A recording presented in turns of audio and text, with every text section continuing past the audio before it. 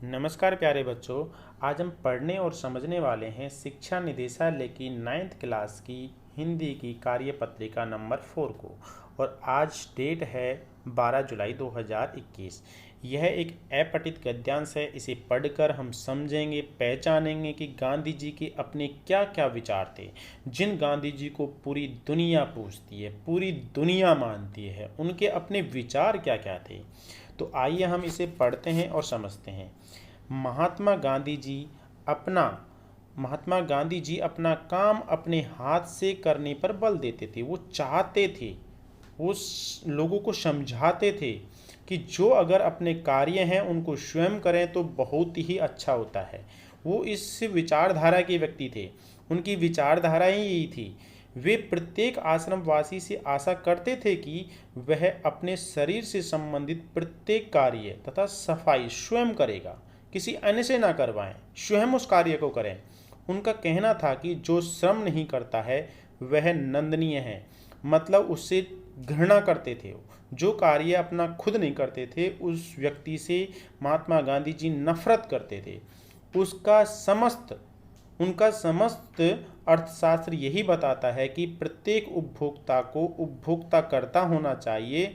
उनका कहना था कि जो श्रम नहीं करता है वह पाप करता है और पाप का अन्न खाता है। तो मतलब इस विचारधारा के ये व्यक्ति थे, ये बहुत धनी थे कि जो आदमी कार्य नहीं करता है वह पापी है। ऋषि मुनियों ने भी कहा है कि बिना श्रम किए भोजन करना वस्तुतः दूसरे का हक छीनने के समान है। गांधी जी की नीतियों की अपेक्षा करने के परिणाम हम आज भी भोग रहे हैं।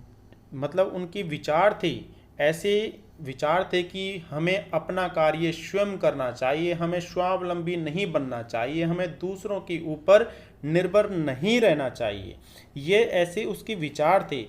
न गरीबी कम हुई है, न बेरोजगारी पर नियंत्रण हो पा रहा है, और न ही अपराधों की वृद्धि पर रोक हमारे वश की बात हो रही है। मतलब हमसे अपराध भी नहीं रुक रहे हैं।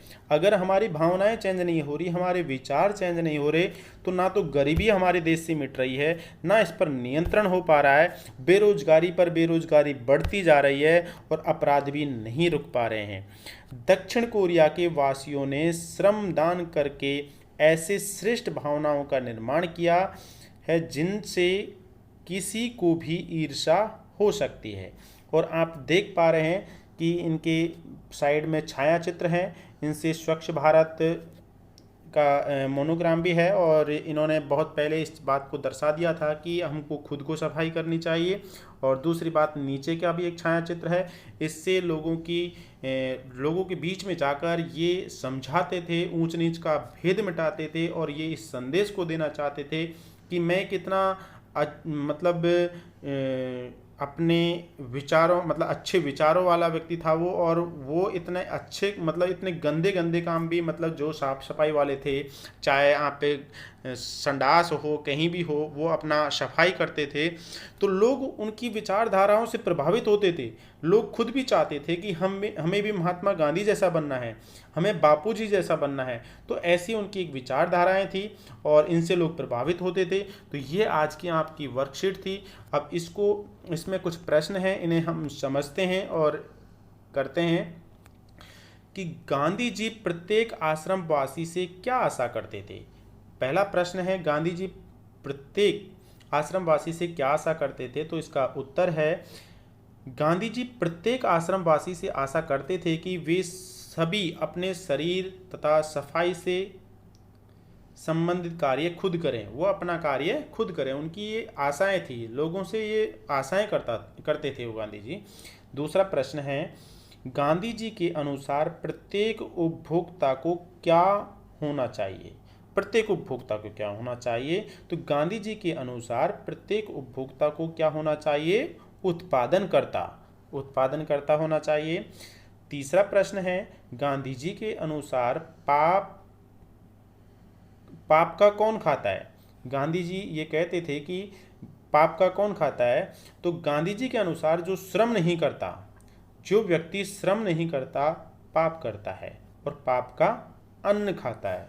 ध्यान से समझना और बहुत अच्छे अच्छे ये प्रश्न हैं। नेक्स्ट आपका 4th नंबर क्वेश्चन है, गांधी जी गांधी जी के विचारों के अनुसार गांधी जी का जो गद्यांश था, इसमें चौथा आपका प्रश्न है, ऋषि मुनियों ने किस कार्य को दूसरे का हक छीनने के समान बताया। तो ऋषि मुनियों ने कहा कि बिना श्रम किए भोजन करना दूसरे का हक छीनने के समान है। देखो कितना अच्छा लाजवाब प्रश्न है।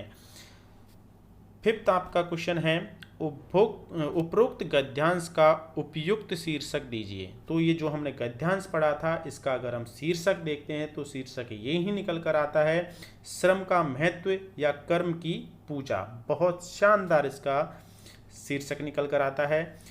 लास्ट एंड फाइनल क्वेश्चन इसका आता है हमारे सामने, आप अपने घर के कार्य में किस प्रकार योगदान देते हैं। तो आप अपनी स्वेच्छा से अपने अपने घर का दे सकते हैं, और जो बच्चा जैसा कार्य करता है वैसा अपने जवाब में लिख सकता है। बट कुछ बिंदु मैं यहाँ पर बता देता हूँ कि मैं घर के रसोई कार्यों में मदद करता हूँ या करती हूँ। जैसे भी है, लड़का है लड़की है, उस हिसाब से अपना टाइप कर ले। दूसरा है, मैं रविवार के दिन साफ सफाई का कार्य भी करवाता हूँ या करवाती हूँ। मैं स्वयं के कार्य खुद ही करती हूँ या करता हूँ। तो ये ज़रूर हमें करने भी चाहिए। ये नहीं कि हम किसी दूसरे से इन कार्य को करवाएं, और अगर इन कार्यों को हम करेंगे तो आगे हमारी जो भावनाएं हैं वो ऑटोमेटिकली बदलती हुई चली जाएंगी, और एक समाज में बहुत अच्छा संदेश भी जाता है। तो बच्चों, मैं आशा करता हूँ कि ये वर्कशीट आपको बहुत अच्छे से समझ में आ गई होगी, और इसे समझ में आ जाती है तो इसे लाइक करना, शेयर करना और हमारे चैनल को सब्सक्राइब करना, और अधिक से अधिक अपने यार दोस्तों के पास इसको शेयर करो, जिससे कि वो भी इसका लाभ उठा सकें। धन्यवाद।